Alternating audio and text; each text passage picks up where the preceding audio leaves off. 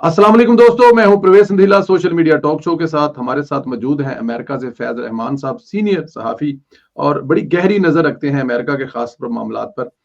उनसे बात करेंगे। अस्सलाम वालेकुम फैज भाई। वालेकुम सलाम मिला साहब, good to see you again. बहुत सर बहुत थैंक यू शुक्रिया। वेरी मच, आपका बहुत शुक्रिया, आपकी बहुत प्यार और थैंक यू। मोहब्बत। आज सैटरडे का दिन है, वीकेंड है, तो हम भी जरा दाद अपा लगा लेते हैं कि फैज भाई को नहीं नहीं, वर्किंग डे में बिल्कुल शायद। जनाब, आपका हुक्म है, आपका सर हुक्म था, जरूर हाजिर हैं हर वक्त। थैंक यू, ये आपका बड़ा बहुत प्यार है। फैज भी मुझे जरा, क्योंकि जाहिर है इस वक्त डिस्कशन में है अमेरिका और पाकिस्तान। पता नहीं शायद अमेरिकनों को इस बात का पता है कि नहीं है, लेकिन पाकिस्तान में ट्विटर में खास तौर पर इस वक्त जो डिस्कशन है वो सिर्फ अमेरिका है। वो आगे जाके एक और जो किरदार है उस बारे में बात करेंगे, लेकिन ये जो अभी हालात और वाकयात है इसको देख कर लगता है, आप क्या समझते हैं कि अमरीकी इंतजामिया तब्दील होने के फौरन बाद पाकिस्तान के हालात पर कोई असर पड़ेगा सर? देखिए, एक इसका एक आसान सा जो नेचुरल हिस्टोरिकल जवाब है वो ये कि जाहिर है कि जब भी कोई एडमिनिस्ट्रेशन नया आता है, बल्कि नई पार्टी आ रही है और वो भी पार्टी ऐसी कि बिल्कुल उनमें 180 का डिफरेंस है, नज़रियात में भी और उनके अपने प्लान्स में भी। और उसमें के बाद फिर एक मज़ीद एक उसकी एक लेयर ये है कि डोनाल्ड ट्रंप साहब तशरीफ़ ला रहे हैं दोबारा एज़ ए प्रेसिडेंट।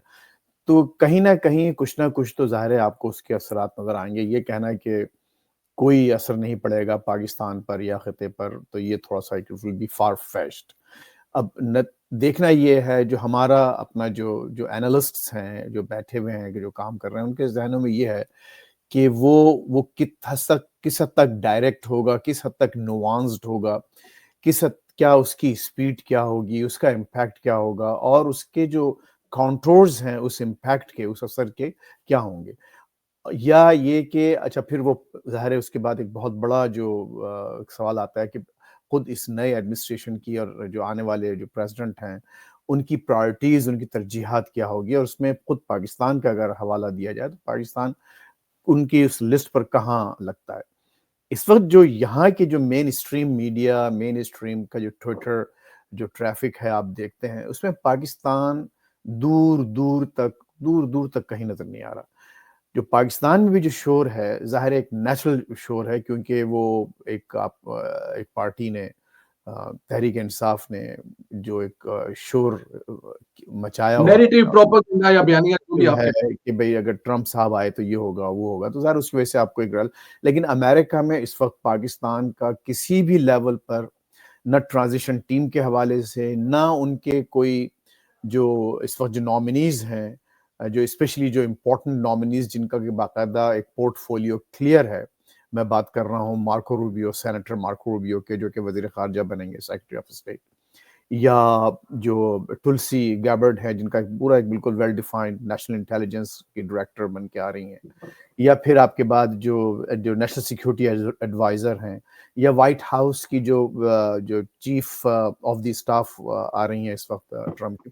तो ये वो ओहदे हैं जिनसे आपको अंदाज़ा होता है कि उनकी पाकिस्तान पर या खित्ते पर या मिडल ईस्ट का, जैसे हमारे एक दूसरा जो इंटरेस्ट एरिया है, वहाँ पर क्या असर होगा। तो आपको मिडल ईस्ट की हद तक तो चीज़ें नज़र आती हैं इनके बयानात में, इनकी पॉलिसी स्टेटमेंट्स में अभी भी। लेकिन पाकिस्तान का फ़िलहाल यहाँ पर दूर-दूर तक, जैसा कि मैंने इससे पहले अर्ज़ किया, कि आपको कहीं नज़र नहीं आता है कि पाकिस्तान इस वक़्त कोई एक अहम उनकी तरजीहात में से शामिल है। बिल्कुल ठीक। अच्छा, ये अमेरिकी इंतज़ामिया ने अभी ज़ाहिर है हुकूमत चेंज होने वाली है और उससे फ़ौरन पहले जो अभी मौजूदा हुकूमत ख़त्म होगी, बल्कि हो चुकी हुई है, सिर्फ़ आने वाली जो दूसरी हुकूमत अपने वो हलफ़ उठाएगी। पाकिस्तान के मिसाइल प्रोग्राम पर जो रद्द-ए-अमल है, इसके पीछे क्या कहानी है और इससे पाकिस्तान के बारे में क्या फ़र्क पड़ेगा या इससे पाकिस्तान और अमेरिका के तल्लुकात पर क्या असर-अंदाज़ होंगे जी? देखिए, पाकिस्तान का तो इसमें बिल्कुल वाज़ेह जवाब आ चुका है। और खुद यहाँ पर जो पाकिस्तान पे जो काम करते हैं, जो खुद जो अमेरिकन एनालिस्ट्स हैं, जो थिंक टैंक्स में बैठे हैं, उनका भी यही ख़्याल है और खुद पाकिस्तान का रिस्पॉन्स तो ज़ाहिर है बिल्कुल क्लियर है कि इससे उनको कोई फ़र्क नहीं पड़ेगा और उन्होंने उन पाबंदियों को रद्द कर दिया है। और एक आम जो एक इंडिपेंडेंट एनालिस्ट भी ये कहता है कि ये एक मैसेजिंग का एक तरीक़ा है, लेकिन इसका कोई इस पर असर नहीं पड़ेगा। अच्छा, अब देखिए, एक बात ये है कि बाइडेन एडमिनिस्ट्रेशन जो है, ज़ाहिर है कि बहुत सख्त ज़ख्म ख़ोर्दा हैं, यानी इस इलेक्शन में जो उनको तवक्कुआत थी वो पूरी नहीं हुई। न सिर्फ़ ये कि वो हारे, बल्कि बुरी तरह से हारे हैं।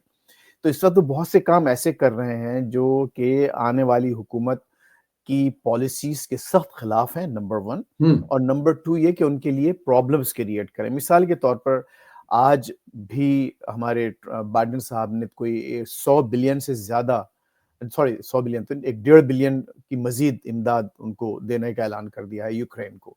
अच्छा, फिर इसके अलावा आप ये देखिए कि जो डोमेस्टिक इश्यूज में उन्होंने ये किया कि जो ट्रम्प जो है वो डेथ पेनल्टीज पर, सजाए मौत पर बहुत, he is very big on it, कि वो चाहते हैं कि सजाए मौत का सिलसिला शुरू किया जाए फेडरल लेवल पर, जो कि बाइडेन ने रोका हुआ था। बाइडेन ने क्या किया कि वो तमाम जो मुजरिमान जो कि डेथ रो पर थे, उन सब की सजा कम करके सबकी उम्र कैद में तब्दील कर दी। अच्छा, इसके अलावा तो मैं ये मिसाल ये देना चाह रहा हूँ कि छोटे छोटे काम, बड़े बड़े काम ऐसे कर रहे हैं कि एक तो ये कि आने वाले एडमिनिस्ट्रेशन से पहले जो इनकी अपनी जो नजरियाती बेस है उसको सिक्योर करें, और वो ताकि ट्रम्प ज्यादा कुछ ना कर सकें। और दूसरा ये कि उनके लिए एम्बैरेसमेंट क्रिएट करें, उनके लिए कोई उनके ऐसे लिए मुश्किलात पैदा करें कि जिससे कि आने वाले एडमिनिस्ट्रेशन को मजीद, और गालिबन ये देखिए हमारे मुल्क में भी यही होता है, कोई it's not a big deal और कोई नई बात नहीं है। तो ये जो इन्होंने ये जो सैंक्शंस लगाई हैं, इसमें ज़ाहिर है कोई इसमें इट है, these sanctions don't have any teeth, number one. Number two ये कि इसकी जो टाइमिंग है वो आने वाले एम्बैरेसमेंट वो एडमिनिस्ट्रेशन के लिए थोड़ा सा एक ऐसा सिलसिला क्रिएट कर दोगे ताकि वो उससे डील करने में लग जाएं। और दूसरा ये कि ज़ाहिर है पाकिस्तान पर जो मैसेजिंग होती है, एक ओवरऑल एक बड़ी पिक्चर को देखते हुए, तो ये मेरा ख्याल है उसका एक हिस्सा है।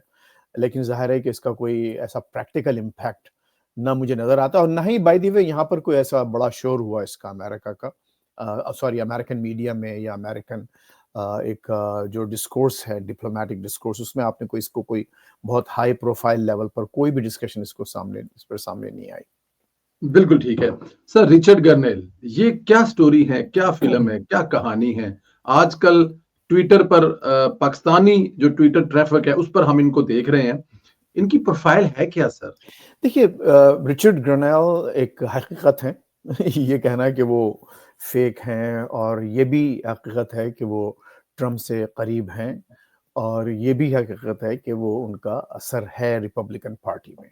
ये तमाम चीज़ें फैक्ट हैं, और ये भी फैक्ट है कि जो उनका जो एक ट्विटर अकाउंट जो चल रहा है, जिसको हम अब एक्स अकाउंट कहते हैं, वो भी उनका एक रियल अकाउंट है।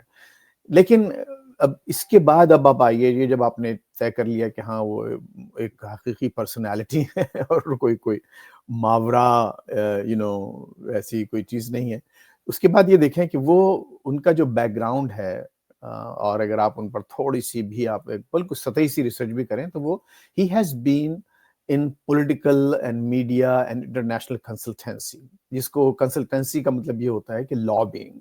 तो ही हैज़ बीन अ लॉबियस्ट, उनका एक काम है, उनका एक जरिया आमदनी जो है मुख्तलिफ मीडिया के लिए या एडमिनिस्ट्रेशंस के लिए, कांग्रेस में मुख्तलिफ हवाले से मुख्तलिफ जो इंटरेस्ट ग्रुप्स हैं या क्लाइंट्स हैं उनके लिए लॉबी करना है। और इससे फैक्ट जो कि इनकी अपनी प्रोफाइल में मौजूद है, अगर आप जैसे मैंने अर्ज किया कि आप इनको एक मामूली से, बल्कि एक जो फैक्ट ये भी है कि इन्होंने एक क्लाइंट से $100,000 लिए थे ट्रम्प एडमिनिस्ट्रेशन को ज्वाइन करने से पहले, और उसको फिर बाकायदा इवन जो रिक्वायरमेंट था फारा का, जिसमें आपको बाकायदा एक as a foreign agent lobbying जो के लिए जो एक्ट है, जो लॉ है, उसको आपको यानी रजिस्टर करना पड़ता है, उन्होंने नहीं किया था तो ये एक है। अब इसमें मुझे तो कोई शक नहीं है कि इस वक्त जो भी इनका रोल है पाकिस्तान के हवाले से, वो एज ए लॉबिस्ट है। लेकिन अभी एक नहीं, ये जो अभी आपने बताया है कि आप ये यहाँ पर लीगल है, आप लॉबिंग कर सकते हैं, किसी के लिए ट्वीट कर सकते हैं, किसी के लिए खत लिख सकते हैं, और ये लॉबिंग के जरिए होता है, पैसे दिए जाते हैं। लेकिन आपको जो रियासत है अमेरिका की, वहां पे उसको रजिस्टर्ड करना पड़ता है कि ये काम मैं फलां आदमी के लिए कर रहा हूँ, फलां कंपनी के लिए कर रहा हूँ, और ये उसके बदले में पैसे ले रहा हूँ। ये आप कहना चाह रहे हैं? बिल्कुल। देखिए, यहाँ पर जो इसमें बहुत अहम बात है हमारे नाज़रीन के समझने के लिए, कि ये जो जैसे मैंने फारा यानी एक मुखफ़्फ़फ़ है, एब्रिविएशन है, एक्रोनिम है, उसका मतलब है फॉरेन एजेंट रजिस्ट्रेशन एक्ट। अब देखिए, अब हमारे पास ये लफ्ज़ है ना, फॉरेन एजेंट, जो है बड़ा अजीब-ओ-गरीब समझा जाता है, लेकिन अमेरिका में इट्स परफेक्टली ओके कि आप यहाँ सब कुछ कर सकते हैं ट्रांसपेरेंसी के साथ। अगर आप ठीक। कमीशन ले रहे हैं किसी सौदे पे, तो as long as you disclose it, it's fine. अगर आप किसी फॉरेन क्लाइंट के साथ उनका एजेंट बन के, यानी कि फॉरेन एजेंट हैं आप, पाकिस्तान के, इंडिया के, यूक्रेन के, युगांडा के, सीरा लियोन के, जिसके भी आप जिस मुल्क के लिए, या उनमें फर्ज कीजिए कि इंडिया की जो रेलवे इंडस्ट्री है उस पर कोई लॉबिंग करवाना चाहता है, या अफगानिस्तान के लोग हैं वो चाहते हैं कि वहाँ पर जो उनकी इमदाद, जो पैसे वगैरह फंसे हुए उसको छुड़वाएं, उसके लिए अगर किसी को यहाँ हायर करें, तो वो फॉरेन एजेंट कहलाता है। अगर मैं किसी के लिए काम करूं, पाकिस्तान ठीक। के लिए या यूक्रेन के लिए, तो मैं फॉरेन एजेंट कहलाऊंगा। लेकिन फॉरेन एजेंट को मुझे as an agent registered. Registration कराना पड़ेगा, और वो बिल्कुल हर चीज में होती है, कितने पैसे ले रहा हूँ, किस काम के लिए ले रहा हूँ, और हर 3 महीने में आपको ये फाइलिंग देना पड़ती है पूरी तफसीलात के साथ। तो ऐसी कोई तफसील अगर इनके साथ है, अपने जनरल साहब के साथ, तो फिलहाल मुझे उसका इल्म नहीं है, लेकिन ज़ाहिर है कि ज़रा सी रिसर्च से वो भी मालूम हो जाएगा। लेकिन देखिए ये बात, ये अमेरिकन एक मुहावरा है चौधरी साहब, कि there is no free lunch in America. यानी कोई आपको, ये हमेशा यहाँ एक टिट फॉर टैट जिसे कहते हैं, यानी आप कुछ लो और कुछ दो की बुनियाद पर ही काम होता है। ज़ाहिर एक कैपिटलिस्ट सोसाइटी है, कोई ऐसा नहीं होता कि अचानक किसी की मोहब्बत जाग गई और उसने जो है आपके लिए काम करना शुरू कर दिया। अच्छा, फिर दूसरी बात ये होती है कि यहाँ पर जो काम करने के और जो रजिस्ट्रेशन के कई तरीके हैं। कुछ आप लेयर्स बना देते हैं, ज़रूरी नहीं है कि मैं डायरेक्ट एज ए पर्सन मैं अगर अपनी कंपनी को रजिस्ट्रेशन करवा लेता हूँ, लेकिन फिर भी मेरा ख्याल है कि इनको अपना नाम से ये जो काम ये कर रहे हैं, और he is basically acting as a foreign agent for a foreign entity. ये जो इमरान खान पर बाकायदा एक मुहिम चलाना है, ये डोमेस्टिक इशू नहीं है, ये फॉरेन इशू है, और फॉरेन इशू के पर वो बाकायदा काम कर रहे हैं। और ही इज जो एक फॉरेन एजेंट की जो क्लासिक डेफिनेशन है इस लॉ की के तहत, उसमें आते हैं वो। तो अब ये देखना ये है कि, जैसे कि again going back to your question, कि वो एक हकीकत है, और वो जो कुछ भी कर रहे हैं वो ज़ाहिर सोच समझ कर रहे हैं। क्यों कर रहे हैं वो, as I said, there is no free lunch in America.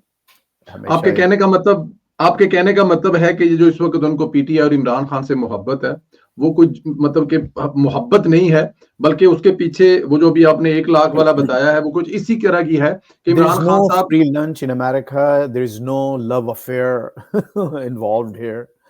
It's absolutely positively a business deal, और इसमें कोई किसी शक की गुंजाइश नहीं होना चाहिए। मेरा ख्याल ये है कि कर्नल साहब से ये बिल्कुल दो टोक सवाल करना चाहिए कि आप ये जो काम कर रहे हैं, इसका आपको मुआवजा मिल रहा है, और अगर मिल रहा है तो कितना मिल रहा है, और अगर आप ये कहते हैं कि नहीं मिल रहा, तो फिर ये एक पूरी रिपब्लिकन पार्टी में एक शख्स ऐसा नहीं है, इस जो ट्रांजिशन की टीम में, ट्रम्प की ट्रांजिशन टीम में या इनकमिंग एडमिनिस्ट्रेशन में, जिसने के इसके हक में या इनकी सपोर्ट में आवाज उठाई है। सिर्फ मैं आपको जो बाकायदा जो उनकी ट्रांजिशन टीम का या आने वाली टीम का जो हिस्सा है, नहीं मुझे कोई ऐसा मेरा ख्याल है वेल नोन जो हाँ, पर्सन है इसमें उसकी सिर्फ जी। एक, हाँ, इसमें मैंने जो देखा है एक ट्वीट, जो मेरी as for to my best knowledge, वो ये है कि जो मैट गेट्स हैं, जो फॉर्मर कांग्रेसमैन हैं, जिन्होंने अभी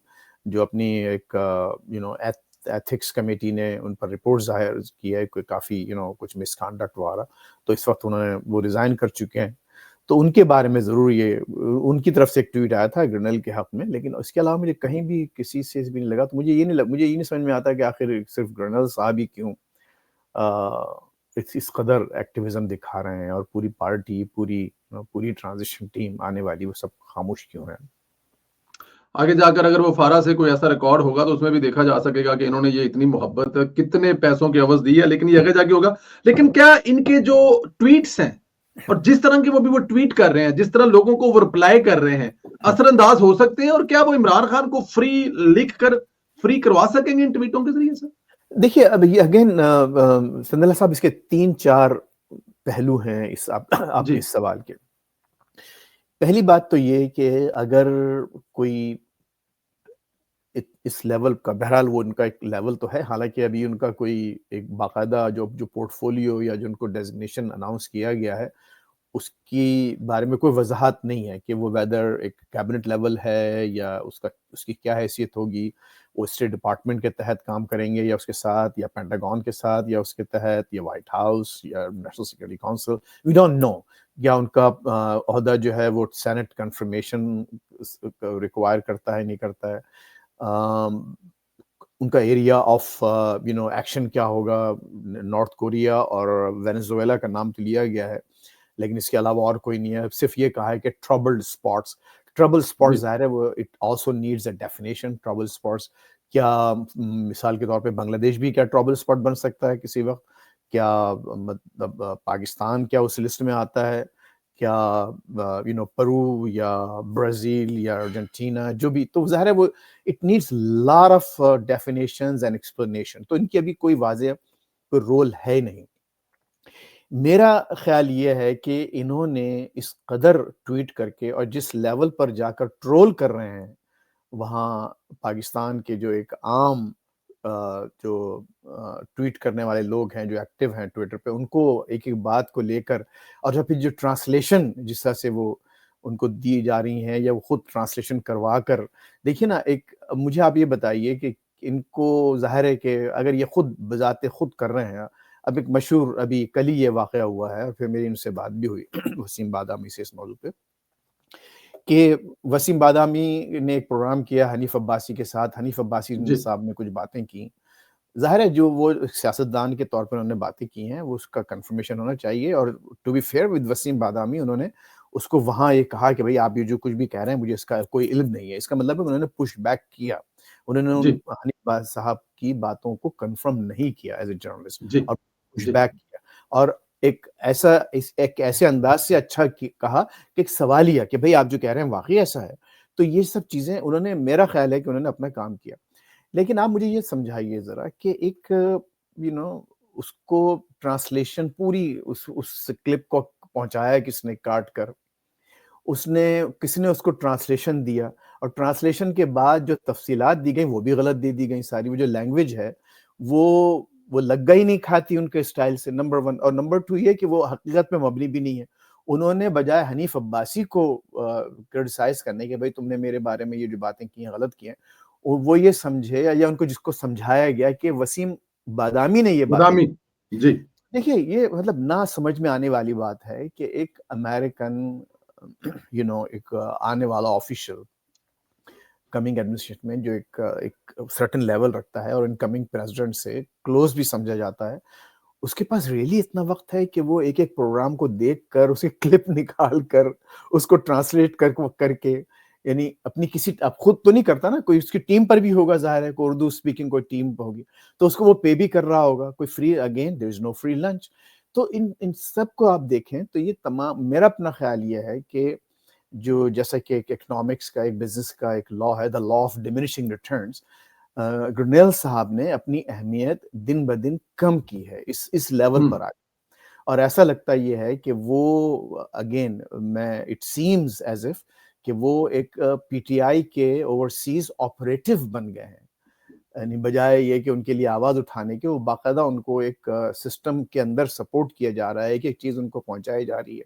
उस पर वो रिएक्ट कर रहे हैं फ़ौरन और ये भी नहीं देख रहे कि वो रिएक्ट किसके साथ कर रहे हैं और क्यों कर रहे हैं और क्या इनके लिए बहुत, अगर एक ऑनरेबल, एक डिग्निफाइड वे सिर्फ ये था कि एक वक्त उन्होंने कह दिया था फ्री इमरान खान और उसके बाद एक एज ए डिग्निफाइड ऑफिशियल इनको ये चाहिए था कि मैं एज एज एन अमेरिकन, मैं देखिए 35 साल से इस 40 साल से इस मुल्क में रह रहा हूँ और तकरीबन 35 साल से इस किस्म के कामों में इन्वॉल्व रहा हूँ और बिल्कुल डायरेक्टली भी, यानी ये बाकायदा मैंने यहाँ पर कैपिटल हिल पर कांग्रेस मेंबर्स ऑफ कांग्रेस के साथ काम किया, पाकिस्तान कॉकस बनाया, 75 कांग्रेसमैन को साइन अप करवाया, तो मुझे मालूम है कि ये सिस्टम कैसे काम करता है।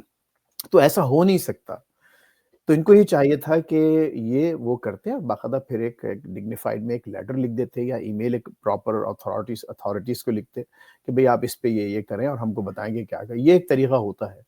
लेकिन जिस अंदाज़ से ये डील कर रहे हैं और आज तक ऑफ़िशियली इन्होंने किसी यानी ऑफिशियल लेवल पर ये बात नहीं उठाई, सिर्फ एक शोर मचाने की हद तक जी। रखा हुआ है। ऐसा लगता ये है कि खुद यहाँ की जो पीटीआई के लोग हैं वो ये चाहते हैं कि बस एक शोर मचता रहे और उनको ये यहाँ के जो लोगों को ये क्रेडिट मिलता रहे कि हाँ देखिए हमने ग्रेनेल जैसे आदमी से इतने सारे ट्वीट्स करवा लिए हैं, उनको हमने अपनी मस्जिद में दावत दे दी। लेकिन देखिए एक बात मैं आपको बताऊँ, आप ये चाहते थे कि उसको मुख्तसर रखें, लेकिन मैं एक छोटी-सी एक जी। मुख्तसर बात प्लीज़, कहना प्लीज़, चाहता हूँ। Please go ahead. बड़े मशहूर यहाँ के जर्नलिस्ट हैं, तो उन्होंने ये कहा था कि what is freedom of the press? Freedom of the press ये होती है कि अगर एक तो ये कि मुझे जो कहने की और जो लिखने की आज़ादी है वो होना चाहिए, नंबर 1, ठीक? झूठ नहीं, लेकिन जो सच या जो मैं अपने तौर पे सच समझता हूँ वो कहने की आज़ादी है। इसी लिहाज से अगर जिसको जो वो नापसंद आए उसको वो चैलेंज करने की भी आज़ादी है। लेकिन जो असल जो फ्रीडम ऑफ प्रेस का जो रोल है वो ये कि मैं जो कहता हूँ क्या उसका कुछ इम्पैक्ट भी होता है, नहीं होता है? अगर मेरी आवाज़ नक्कार खाने में एक तोती की तरह गूंजती रहे और उसका कोई इम्पैक्ट नहीं है, तो फ्रीडम ऑफ प्रेस तो खत्म हो गई ना। तो इसी लिहाज से अगर आप लॉबिंग कर रहे हैं, अगर आपकी की तरफ से एक कोई ट्वीट आ रहा है, कोई बात हो रही है और उसका कोई इम्पैक्ट नहीं हो रहा है और उसका कोई रिस्पॉन्स नहीं दिया जा रहा, बल्कि उसका मज़ाका उड़ाया जा रहा है, तो वहाँ वो तो जो आपकी जो इम्पोर्टेंस थी या जो आपका जो एक खत्म हो गई। उसका जो रिटर्न होना चाहिए था, वो तो खत्म हो गया। जैसे मैंने इससे पहले अर्ज़ किया, the law of diminishing returns, कि वो that has taken effect in this case, कि कुछ कोई सीरियस ही नहीं ले रहा। अब वो लोग अजीब-ओ-गरीब टैग करके उनको कहते हैं कि भई वो ग्रैनल भाई मेरा टॉयलेट जैम हो गया है, आप ज़रा सही करवा दीजिए, या मेरा वो फूड पांडा ट्रैफिक में फँस गया, उसको सही करवा दीजिए, मेरे डोर में से आवाज़ आ रही है। तब उनको ऐसे टैग्स किए जा रहे हैं। तो ये मैं समझता हूँ कि उन्होंने उनका क्या इसमें इंटरेस्ट है, ज़ाहिर है मेरी अपनी दानिश में उनका इंटरेस्ट फाइनेंशियल है। हुँ। अब और वो किस तरीके से क्या सेटअप है, किस तरीके से उनको कॉम्पेंसेट किया जा रहा है इस काम के लिए। लेकिन जिस किस्म का टाइम वो लगा रहे हैं, वो ये हो नहीं सकता कि एक इतने हाई लेवल, इतने मसरूफ़ आदमी के पास इतना वक़्त हो कि वो वसीम बादामी के प्रोग्राम के क्लिप्स, नुसरत जावेद के प्रोग्राम के एक-एक क्लिप को निकाले, उसका ट्रांसलेशन करे और फिर मियाँ दाऊद साहब एक वकील हैं सर, वो जी, मियाँ जो दाऊद, उनका हाँ, उर्दू में। उर्दू में वो देख के वो जो आप फिर उर्दू में लिख के आप वो कर रहे हैं, तो ज़ाहिर है कि सब कुछ एक पूरा एक इकोसिस्टम बनाया गया है यहाँ पर। और उस देखिए अब again no free lunch in America. उस पूरे सिस्टम को ऑयल करने के लिए, उस पूरे सिस्टम को मूव करने के लिए, उस पूरे सिस्टम को ड्राइव करने के लिए रिसोर्सेज़ की ज़रूरत है और वो रिसोर्सेज़ जो हैं वो ज़ाहिर है कि प्रोवाइड किए जा रहे हैं। It It doesn't take a genius to understand. This is like a very preliminary kind of understanding. बिल्कुल ठीक है। आखिरी 2 सवाल हैं। ये Certainly. बताइए कि एक एक खबरें हैं कि कोशिश की जा रही है पाकिस्तान तहरीक-ए-इंसाफ की तरफ से कि किसी तरह से ट्रंप साहब की जो ये भी ओथ सेरेमनी आ रही है, उससे पहले कोई उनसे, या अगर वो नहीं करते तो उनकी फैमिली से जिसके नाम साथ ट्रंप लगो, उनसे इमरान खान के लिए ट्वीट किया जाए। ये भी कहा जा रहा है कि कोशिश की जा रही है कि इमरान खान के नाम में खत आ जाए कि वो सेरेमनी में वहाँ पर आएँ और उसमें आके शिरकत करें। क्या हो सकता है ऐसा भी? एंड ऑफ डे पे फिर वही बता रहे हैं, सब लंच की कहानी है, पैसे की कहानी है। नहीं, देखिए संदेला साहब, मुझे आप ये जवाब दीजिए कि what's in it for Trump? Trump is primarily a businessman.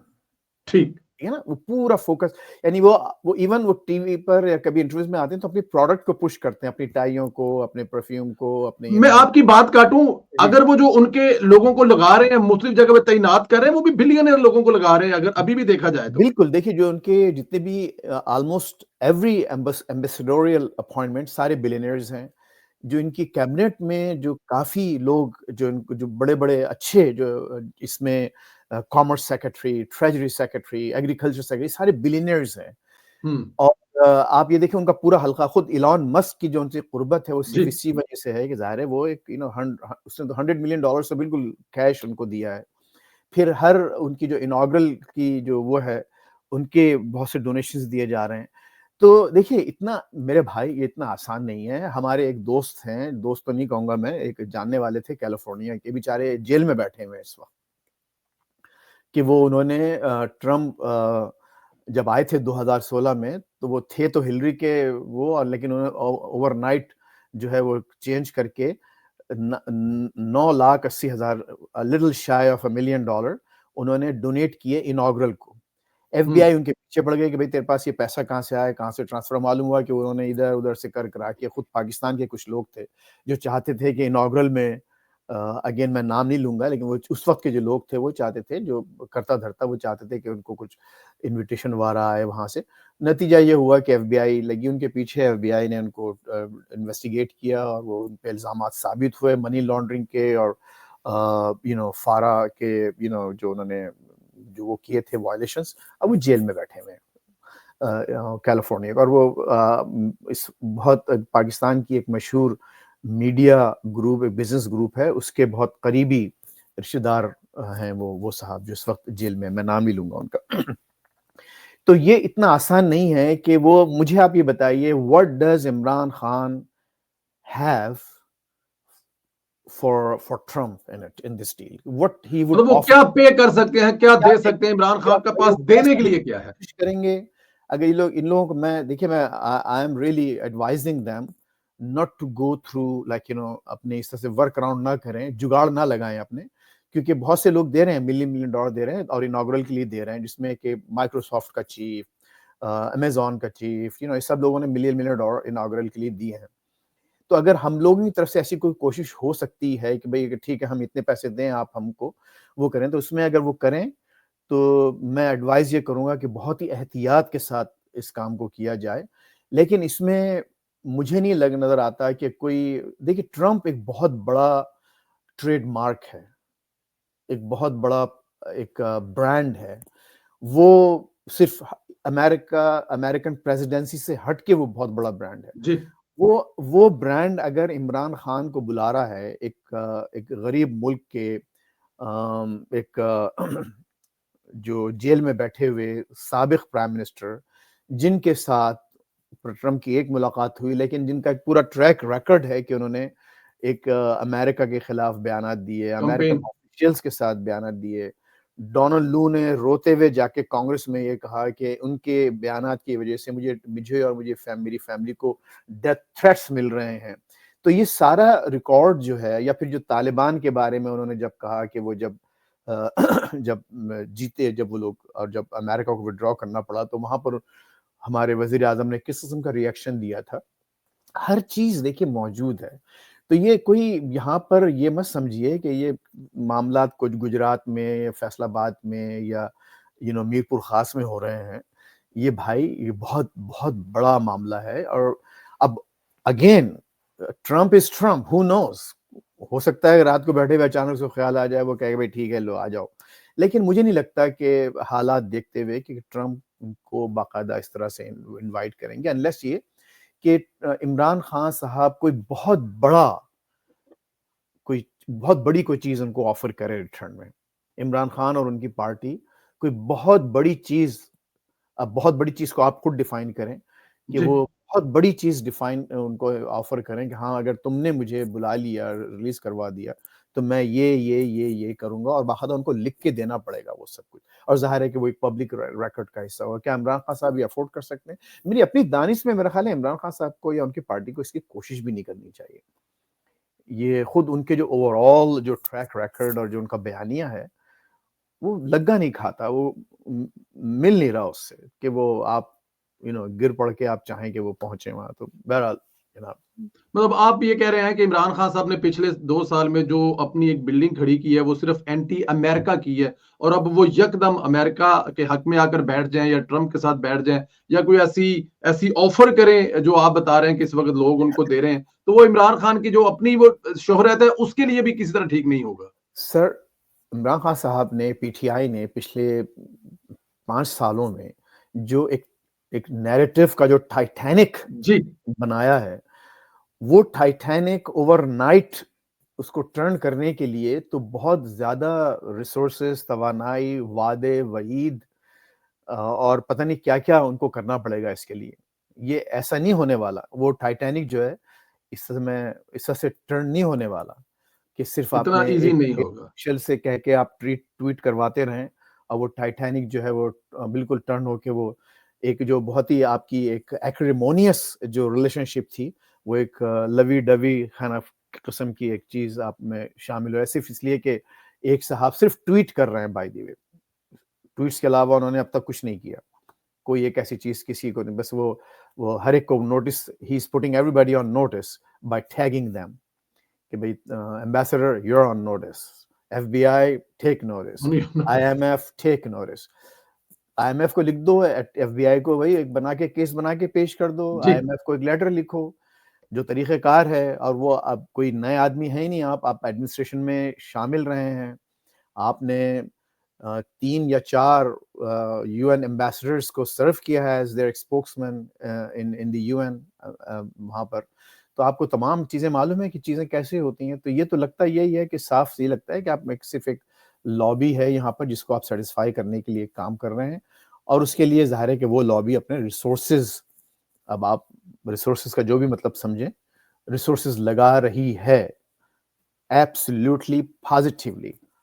ये आखिरी सवाल है, ये जो अभी आपने बात की है, यही मेरा सवाल है कि अमेरिका में तहरीक इंसाफ की लॉबिंग कितनी मजबूत है और ये पैसा आ कहां से रहा है सर उनके पास? देखिए, बहुत आसान बात है, बहुत आसान जवाब है इस सवाल का, इसमें कोई शक नहीं कि यहाँ पर उन्होंने एक बहुत ही इफेक्टिव लॉबिंग की है, कांग्रेस में की है, एडमिनिस्ट्रेशन पर इनका वो काबू में नहीं आया अब तक, या जो करंट एडमिनिस्ट्रेशन है, लेकिन कांग्रेस में बताने में ज़रूर कामयाबी हासिल की है।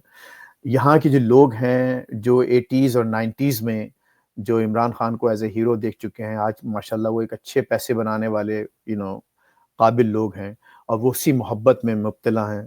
तो वो उनके नज़दीक 8-10 हज़ार डॉलर पर मंथ देना वो कोई ऐसी मुश्किल बात नहीं है, और वो दे रहे हैं। और ये तमाम जो आप ये देख रहे हैं, जितने भी, देखिए इसमें कोई शक नहीं, हालांकि इनको बुरा लगता है मेंबर्स अपने इनके पीटीआई के लोगों को कि यहाँ पर कोई भी कांग्रेसमैन, और मैं बहुत बड़ी जिम्मेदारी से कह रहा हूँ, कोई भी कांग्रेसमैन ऐसा नहीं है जो बगैर किसी कैंपेन कंट्रीब्यूशन के आपके लिए आकर बात करे। सिर्फ एक सूरत में, अगर मैं जिस डिस्ट्रिक्ट में हूँ, मेरा कांग्रेसमैन अगर कुछ कहे या मेरा अपना कोई मसला है लोकल या वो है, तो उस पर वो जरूर वो करेगा, लेकिन वो भी उस वक्त करेगा जबकि मैं जाहिर है कुछ उसके खिलाफ, उसके साथ कुछ काम करता रहा हूँ, उसको घर पे बुलाता रहा हूँ, उसके कुछ फंडरेजर्स करवाता रहा हूँ। और ये पूरी जाहिर है कि ऐसे लोग हैं जिसमें हमारे कुछ जो डॉक्टर्स हजरात हैं जो कि ओपन हैं, बिल्कुल उनकी तस्वीरें आ चुकी हैं कि जो जिन लोगों को घर पे बुलाते हैं, मिलते हैं, देते हैं, और अभी से नहीं देते, 25-30 साल से देते रहे। तो वो 25-30 साल की जो कहानी है वो आपको आज नजर आ रही है। तो ये बगैर देखिए, अब मैं जो लफ्ज इस्तेमाल कर रहा हूँ कैपिटल, बगैर कैपिटल लगाए हुए, जिसमें हर किस्म का कैपिटल है, जो उस कैपिटल, एक चीज सिर्फ पैसा ही नहीं होता, बगैर कैपिटल लगाए हुए आपको ये नताइज नहीं मिल सकते। और वो कैपिटल पीटीआई की अमेरिका की जो ब्रांच है वो कैपिटल लगा रही है, अपना भी और अपनी कम्युनिटी का भी। बिल्कुल ठीक है। आपकी पूरे प्रोग्राम की एक बड़ी लाइन है जो मेरे सुनने वालों के लिए है कि लंच जो है वो फ्री नहीं है, बस इसी में सारी कहानी है। जो हो रहा है पैसे के जोर पर हो रहा है, लेकिन इतना पैसा लगाया जा सके कि इमरान खान से छुड़ाया जा सके, ये एक बहुत बड़ा सवालिया निशान है। और ऐसा करते हैं तो फिर इमरान खान साहब की साख नहीं रहती। फैज भाई, आपका बहुत शुक्रिया। मैंने एक शॉर्ट नोटिस पे आपसे रिक्वेस्ट की और आपने टाइम दिया, हमेशा की तरह बहुत शुक्रिया भाई। Always a pleasure, always a pleasure. Thank you Samdila साहब।